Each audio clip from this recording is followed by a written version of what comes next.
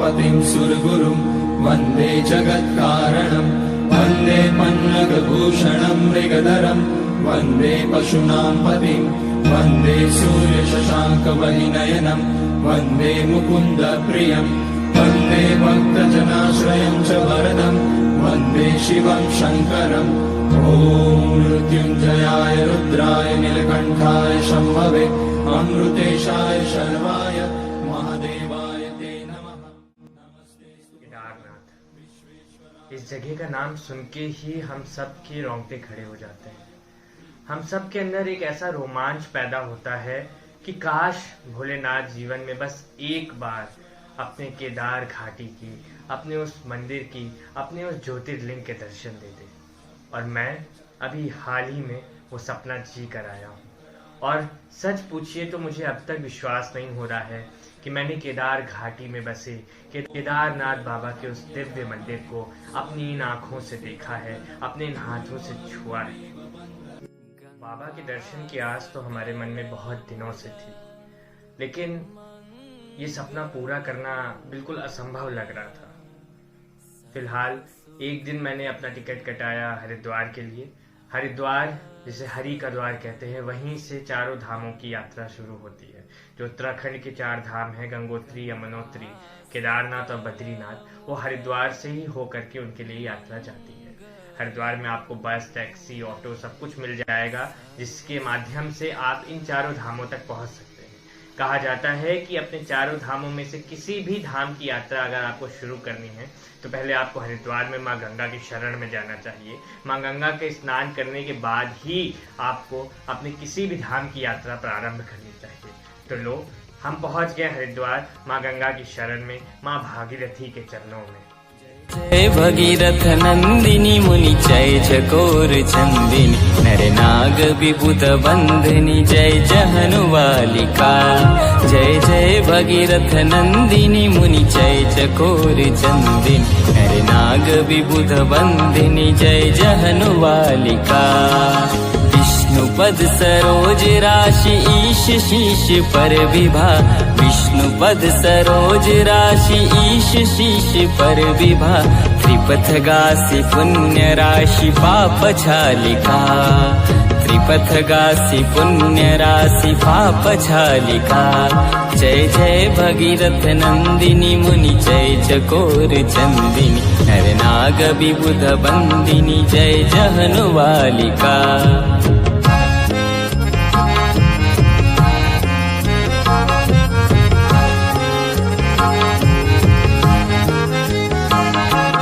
विमल विपुल वह शिवारि शीतल त्रयतापहार। विमल विपुल वह शिवारि शीतल त्रयतापहार। भवरवर विभंग तर तरंग मालिका।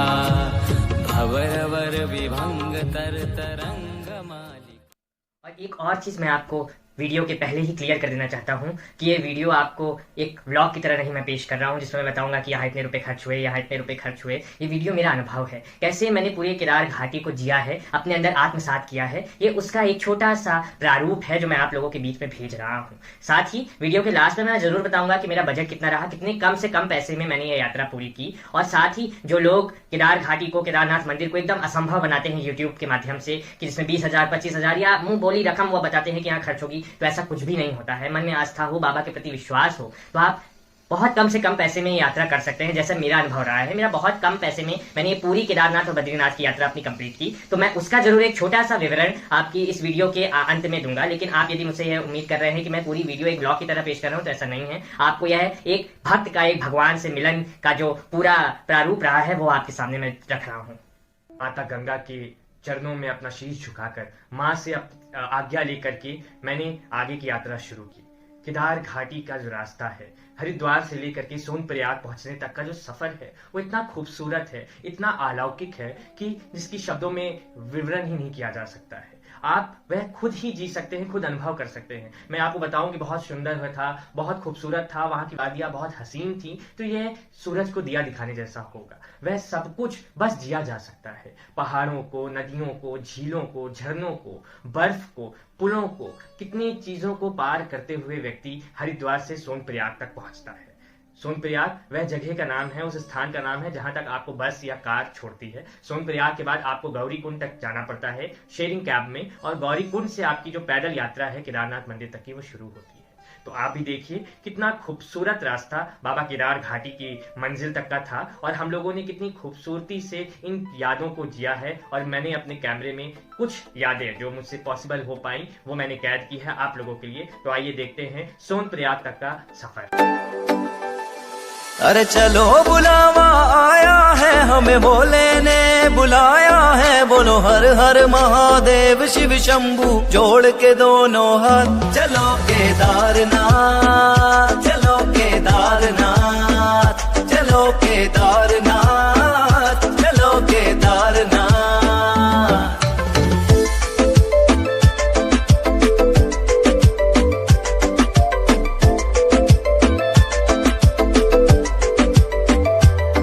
जो शिव शंकर को चाहते हैं वो सुख समृद्धि पाते हैं, भोले का वंदन करते जो तो बन जाती सारी बात। चलो केदारनाथ, चलो केदारनाथ, चलो केदारनाथ, चलो केदारनाथ।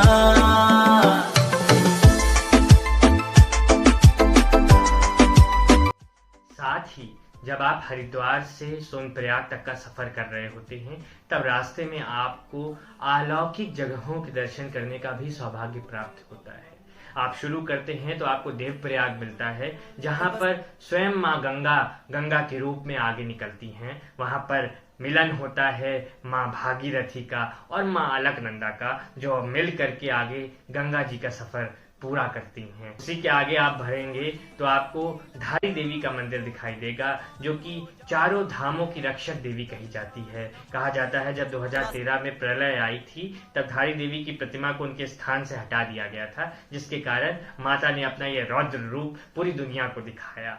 उसके आगे आप बढ़ेंगे तो आपको रुद्रप्रयाग मिलेगा। रुद्रप्रयाग में माँ मंदाकिनी का माँ अलकनंदा से संगम होता है, जो कि आगे जाके माँ भागीरथी से मिल करके गंगा जी कहलाती है। इसी तरह पूरा रास्ता आपको कई पौराणिक और कई बड़ी जगहों से भेंट करवाता हुआ चलेगा, तब जाकर के आप सोनप्रयाग तक पहुंचते हैं। फिलहाल सोनप्रयाग पहुंचने के बाद हम लोगों ने सबसे पहले अपना होटल लिया, और होटल लेने के बाद गौरीकुंड में स्नान करने गया।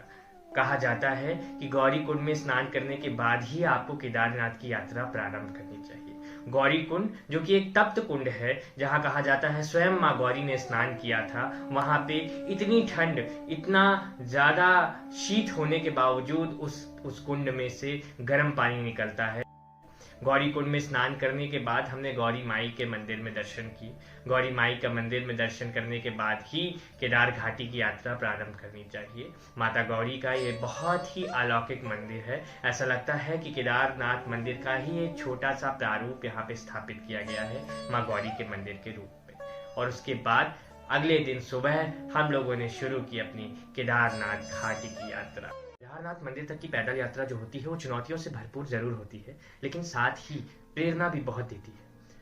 आपके साथ साथ जो झरने चलते हैं, जो पहाड़ चलते हैं, जो वादियां चलती हैं, जो घाटियां चलती हैं, वह ऐसा लगता है कि आपके अंदर एक अलग ही ऊर्जा का संचार कर रही है। मैं भी किसी तरह मैंने जब ये यात्रा शुरू की तो मुझे लगा कि यह असंभव होगा मेरे लिए, क्योंकि जब मैं चलना शुरू किया तो कितने घंटों चलने के बाद भी सिर्फ 1-1.5 किलोमीटर इंसान तय कर पाता था। तो ऐसा लगता था कि हिम्मत अब टूट रही है। लेकिन जब दूर गगन में बर्फ से ढके हुए पहाड़ों को मैं देखता था तो ऐसा लगता था बस वहीं पे मेरे बाबा बैठे हैं और बस उन तक पहुंचना है, और वही मेरे अंदर एक अलग ही शक्ति का संचार कर रहा था और मैं धीरे धीरे चलता गया। आप भी देखिए कितनी चुनौतीपूर्ण रहा मेरा यह सफर केदारनाथ मंदिर तक का, लेकिन अंततः बाबा के मंदिर का दीदार, बाबा के ज्योतिर्लिंग का दीदार, और सारी परेशानी, सारी थकावट, सारी दिक्कतें बस वहीं छोड़ देता है इंसान अपनी। माना कि मुश्किल है सफर पर सुनो मुसाफिर हो, कहीं अगर तू रुका तो मंजिल आएगी ना फिर। कदम कदम मिलाए जा, गगन गगन झुकाए जा, रख हौसला कर फैसला, तुझे वक्त बदलना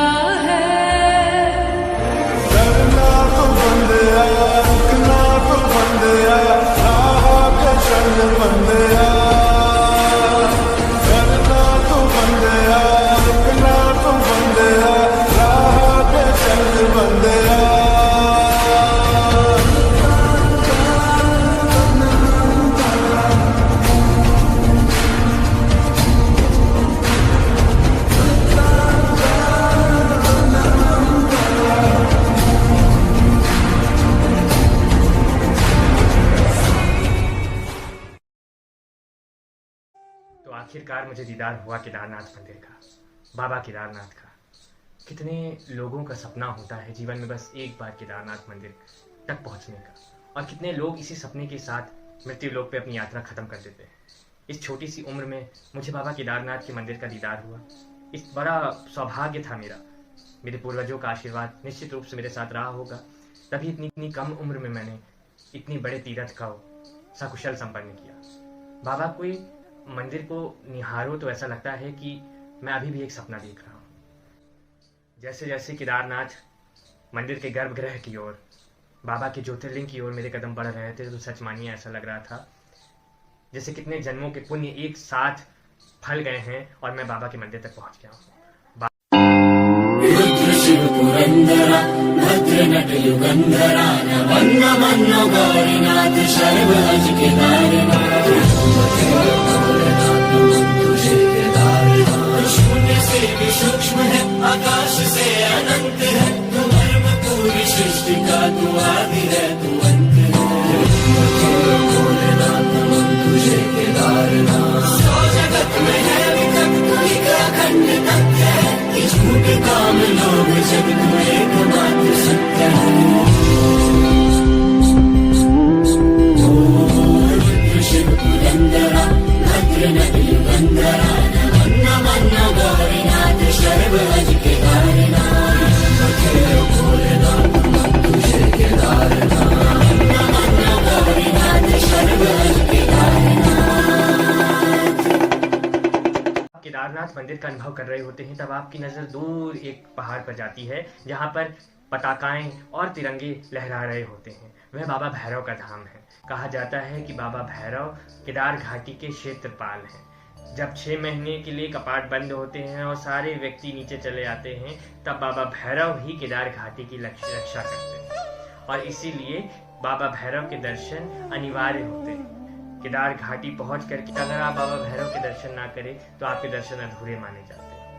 तो हम लोग भी चले बाबा भैरव के दर्शन के लिए। मैंने बाबा भैरव के दर्शन किए और मेरे भोलेनाथ तक मेरा प्रणाम पहुंचाने का उनसे अनुरोध किया। कहते हैं प्रत्यक्ष को प्रमाण की आवश्यकता नहीं होती, और ईश्वर की शक्ति का प्रत्यक्ष उदाहरण केदार घाटी में मौजूद है।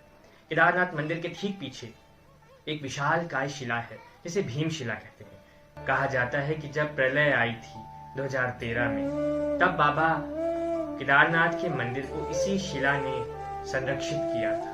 केदारनाथ मंदिर के ठीक पीछे का जो प्रांगण है, उसमें जितने भी तीर्थयात्री वहां पर आते हैं वे अपना घर बना के जाते हैं, एक याद के रूप में कि केदार घाटी में अब हमारी भी थोड़ी सी जमीन है, और इस संस्मरण के साथ भी कि बाबा हमें भी अपना घर दे, तो फिर से हम बाबा केदारनाथ के दर्शन के लिए आएंगे। मैंने भी फिलहाल अपना एक घर बनाया, 3 मंजिल का ही सही, लेकिन बाबा से प्रार्थना की कि बाबा इस घर को और मेरी आस्था को इसी तरह बुलंद ही। उसी प्रांगण के पास में स्थित है आदि गुरु शंकराचार्य जी की भव्य समाधि।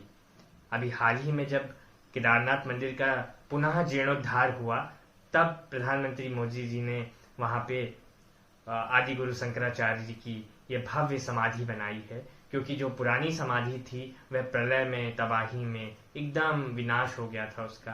तो नई समाधि, जो इंसान केदारनाथ मंदिर के दर्शन करने के बाद अपने घर को लौट आता है तो वह वहां से जरूर आ जाता है, लेकिन उसमें से केदार बाबा कभी नहीं जाते। हर व्यक्ति का बुरा हाल होता है घर आने के बाद, और फिर ऐसा लगता है कि मैं क्यों वहां से वापस आ गया और मुझे फिर अब वहां जाना है। मेरा भी हाल कुछ ऐसा ही रहा। आप फिलहाल देखिए मेरा क्या हाल था। दिल से तुझको बेदिली है, मुझको है दिल का गुरु, तू ये माने के न माने, लोग मानेंगे जरूर।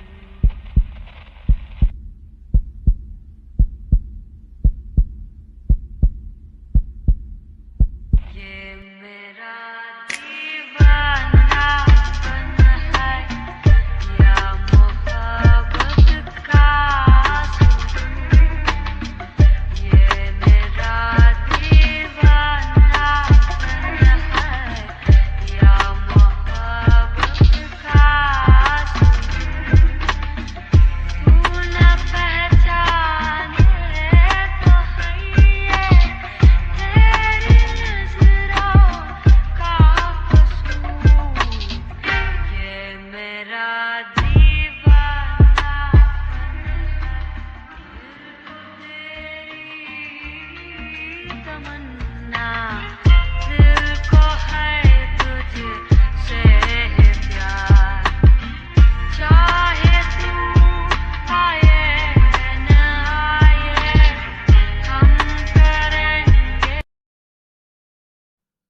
फिलहाल हमारी केदारनाथ और बद्रीनाथ जी की यात्रा बहुत सकुशल रही। फिलहाल मैं आप लोगों को छोड़ जाता हूँ अपनी केदारनाथ की यादों के साथ, केदार घाटी की यादों के साथ, और साथ ही मेरे अपने बजट के साथ कि मेरा कितना बजट रहा इस केदारनाथ यात्रा का।